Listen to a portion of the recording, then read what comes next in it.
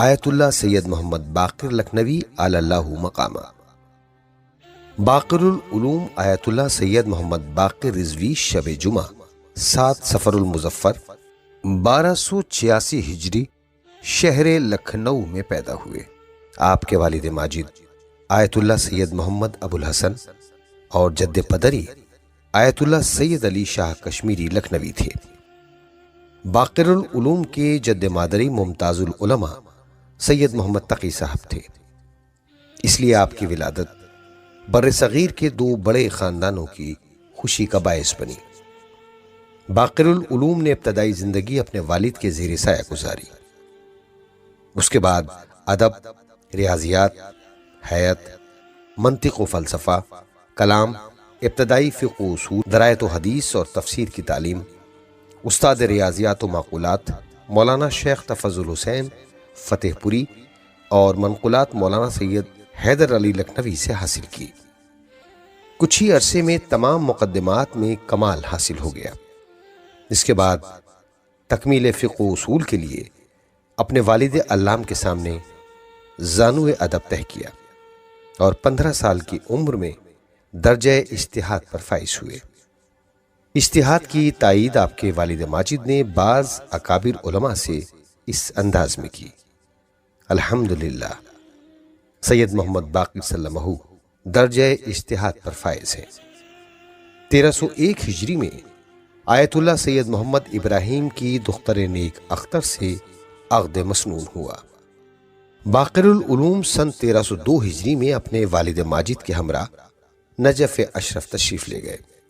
عام طور سے جو طلاب عراق جاتے تھے وہ پہلے سطحی دروس میں شریک ہوتے تھے، پھر ان کو درس خارج کی اجازت ملتی تھی، مگر باقر العلوم کی خصوصیت یہ تھی کہ آپ کو جاتے ہی درس خارج میں شرکت کی اجازت مل گئی، کیونکہ آپ نجف اشرف جانے سے پہلے ہی عربی ادب، فقہ، اصول، فلسفہ، منطق، حدیث، تفسیر اور درایت پر کامل تسلط رکھتے تھے اور درجہ اجتہاد پر فائز تھے۔ آپ نے اپنے والد علام آیت اللہ سید ابو الحسن رضوی، آیت اللہ شیخ مرزا حبیب اللہ رشتی، آیت اللہ شیخ محمد کاظم خراسانی، آیت اللہ مرزا حسین خلیلی تہرانی، آیت اللہ سید محمد کاظم یزدی، آیت اللہ فتح اللہ اصفہانی، آیت اللہ شیخ مرزا حسین اور آیت اللہ محمد حسین شہرستانی سے کسب فیض کیا۔ ان کے علاوہ باقر العلوم کے اساتذہ میں آیت اللہ مرزا شیرازی اور آیت اللہ شیخ محمد حسن مقامی کے اسما بھی سر فہرست ہیں۔ آپ نے حوزہ علمیہ نجف اشرف میں تقریباً 11 سال فقہا و مجتہدین کے درس خارج میں شرکت کی اور ان سے سند اجتہاد و روایت حاصل کر کے 1316 ہجری میں لکھنؤ واپس آئے۔ آیت اللہ باقر العلوم جب لکھنؤ آئے تو آپ کے والد کے مقلدین نے آپ کی جانب رجوع کیا۔ بر صغیر کے علاوہ افریقہ، یورپ تک آپ کے مقلدین پھیلے ہوئے تھے۔ 1313 ہجری میں آپ کے والد علام آیت اللہ ابو الحسن ابو صاحب نے رحلت فرمائی۔ ان کے انتقال کے بعد آپ ان کے وصی اور جانشین مقرر ہوئے۔ آپ ہندوستان کی مشہور و معروف درسگاہ مدرسہ سلطان المدارس میں مدرس اعلیٰ مقرر ہوئے۔ آپ کے علم و زہد و تقوی کی شہرت ہوئی تو پورے بر صغیر سے علوم آل محمد علیہ السلام کے مشتاق افراد کا لکھنؤ آنے کا سلسلہ جاری ہو گیا۔ بر صغیر میں درس خارج کا رواج نہیں تھا۔ سطحی تعلیم کے بعد اگر کسی کو درس خارج میں شرکت کا ارادہ ہوتا تو عراق کا رخ کرتا تھا۔ باقر العلوم کی ایک خصوصیت یہ بھی ہے کہ آپ نے مدرسہ سلطان المدارس میں درس خارج دینا شروع کیا، جس میں ہادی الملت سید محمد ہادی مرحوم کے چھوٹے بھائی شمس العلماء سید سبط حسن اور عمدۃ المحققین سید عالم حسین شرکت کرتے تھے۔ موصوف نے بہت زیادہ طلاب کو زیور علم و ادب سے آراستہ کیا، جن میں سے مولانا سید شبیر حسن، سابق استاد وثیقہ عربی کالج فیض آباد، مفتی اعظم آیت اللہ سید احمد علی موسوی، ظفر الملت آیت اللہ سید ظفر الحسن، آیت اللہ سید راحت حسین گوپال پوری اور آیت اللہ سید سبط حسن نقوی وغیرہ کے اسماء قابل ذکر ہیں۔ باقر العلوم نے طلاب کو دروس دینے کے لیے کربلا معلیٰ میں مدرسہ ایمانیہ کی بنیاد رکھی، جس میں آیت اللہ العظمیٰ سید شہاب الدین مرشی نجفی نے بھی آپ سے کسب فیض کیا۔ باقر العلوم علم و عمل، زہد و ورع کے مرقع تھے، جس کے سبب اپنے تو اپنے ہندو بھی متاثر ہوتے تھے۔ باقر العلوم انتہائی درجہ متواضع اور منکسر المزاج تھے۔ ایک مرتبہ واعظ فرما رہے تھے کہ کسی نے آپ کی واعظ سے متاثر ہو کر کہا، کیا عالمانہ بیان ہے۔ یہ سنتے ہی آپ کے چہرے کا رنگ متغیر ہو گیا اور فرمایا، عالم صرف اہل بیت علیہم السلام ہیں۔ درس و تدریس، واعظ و تبلیغ اور مدرسہ سلطان المدارس کے انتظامی امور کی مصروفیات کے باوجود آپ نے تصنیف و تالیف میں بھی نمایاں کارنامے انجام دیے۔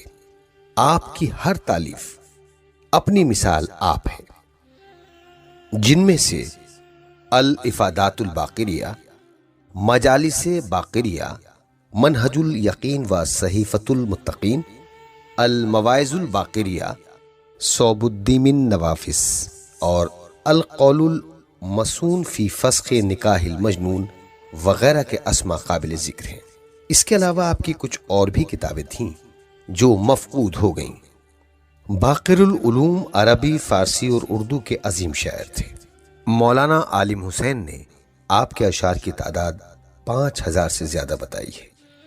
ایک مرتبہ مدرسے کے استاد علامہ سبط حسن نے طبیعت کے ناساز ہونے کے سبب چھٹی کی درخواست منظوم عربی زبان میں بھیجی تو آپ نے منظوم عربی میں ہی درخواست کی منظوری تحریر فرمائی۔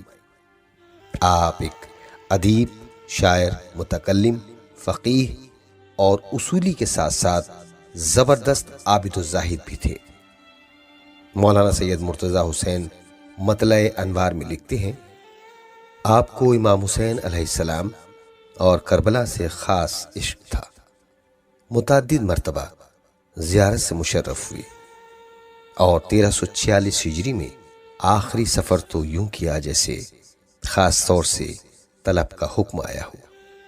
مجھے ان کے ایک رفیق سفر نے بتایا کہ جناب کی کرامات اور جذبہ و خلوص کے جو حالات میں نے سفر میں دیکھے، ان سے معلوم ہوا کہ لکھنؤ میں ان کے بارے میں جو واقعات مشہور ہیں وہ یکے از ہزار ہیں۔ آپ کی مشہور کرامات میں سے اہل سنت عالم کے سامنے عریضے کا گلاس سے غائب ہونا، نماز کی ادائیگی اور ٹرین کا نہ چلنا جس پر انگریز گارڈ نے کہا کاش یہ ہماری قوم میں ہوتے، انتقال کے وقت کا علم ہونا اور ایک صاحب کو انگوٹھی دینا جو 16 شعبان کو چٹک گئی۔ اللہ نے آپ کو 3 بیٹے عطا کیے جن کے اسماء گرامی اس طرح ہیں: آیت اللہ سید محمد رضوی، آیت اللہ سید علی رضوی اور مولانا سید رضی رضوی۔ اس وقت آپ کی نسل فقط آپ کے فرزند مولانا سید علی رضوی سے باقی ہے۔ آخر کار یہ علم و عمل کا آفتاب 16 شعبان المعظم 1346 ہجری بروز جمعرات صبح 10 بجے دن کربلا معلیٰ میں غروب ہو گیا۔ حرم کے میناروں سے انتقال کی خبر سنائی گئی۔ باقر العلوم کے ہمدرس مرجع عالی قدر آیت اللہ سید ابو الحسن اصفہانی نے نماز جنازہ پڑھائی، جس میں تقریباً 5000 لوگوں نے شرکت کی اور کربلا معلیٰ امام حسین علیہ السلام کے روضہ مبارک میں قتل گاہ کے قریب باب زینبیہ بائیں طرف سے تیسرا حجرہ اپنے والد علام کے پاس سپرد خاک کر دیا گیا اور 3 دن تک فاتحہ خوانی کا سلسلہ جاری رہا۔